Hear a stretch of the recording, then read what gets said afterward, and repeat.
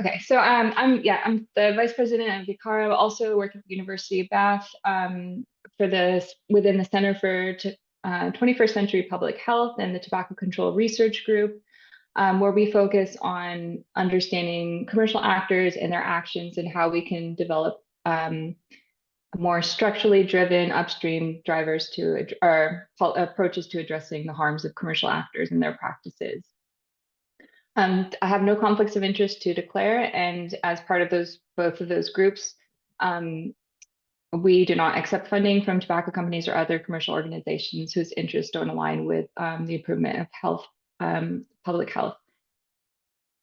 So recently, this was research that was led by Professor Anna Gilmore at the University of Bath and others that are as well on this call, the Lancet series on the commercial determinants of health, which was 3 different papers that came out last March 2023. And this research has informed the development of the World Health Organization's recommendations on how we can address non-communicable diseases in the region by focusing on commercial determinants rather than just political or economic in isolation.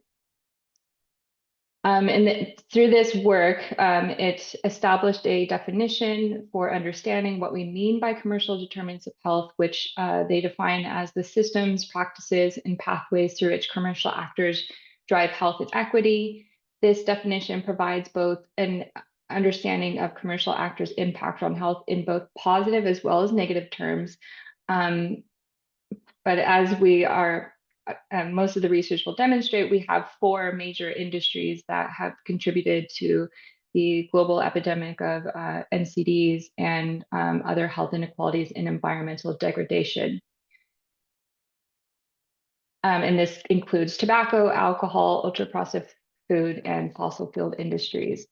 But it's not just their harmful products, it's also their practices of a broader range of commercial actors that directly and indirectly harm health and harm health, both planetary and human health. Okay.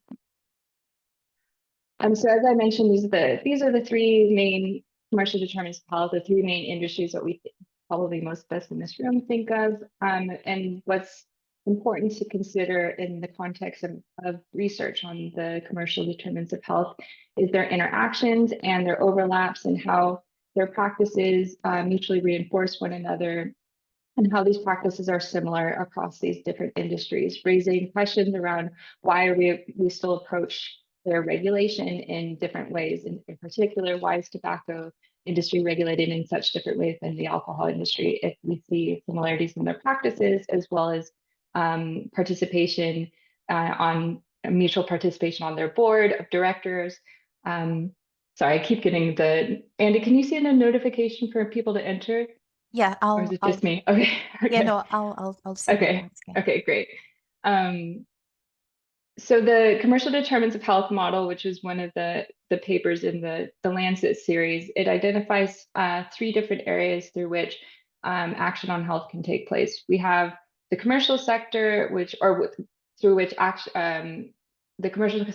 can impact health by, as seen here in the top left, it's through its myriad practices, which include political, scientific, marketing, which are probably one of the more commonly addressed practices in the literature, which are reinforced and by their reputational management or their CSR activities, corporate social responsibility activities, as well as these other financial, labor, and supply chain practices. And then here at the bottom, you have your determinants of health from the broader political and economic systems all the way down and how that trickles down to shaping health at the at the individual level. And then finally, out here on the left-hand side, you have your systems and drivers, which are the norms, power, and the ways in which that they mutually reinforce each other in a circular manner to enable commercial actors to influence policy in ways that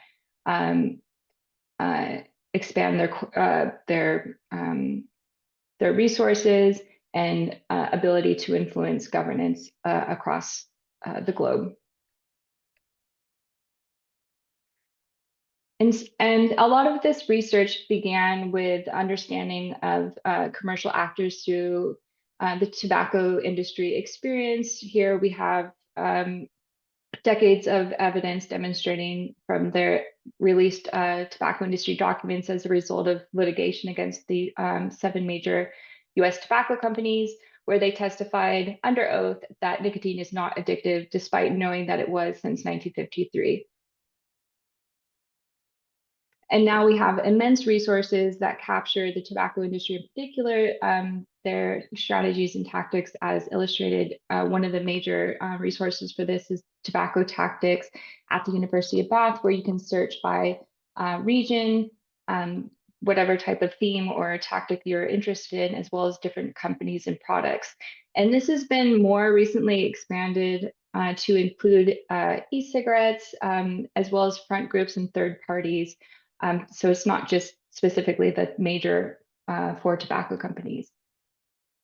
We also have the University of California, San Francisco Truth Tobacco Industry Documents Library, which has millions of documents from major tobacco. Now it has alcohol, drugs, chemical, fossil fuel industry that are released as a result of litigation against these major industries.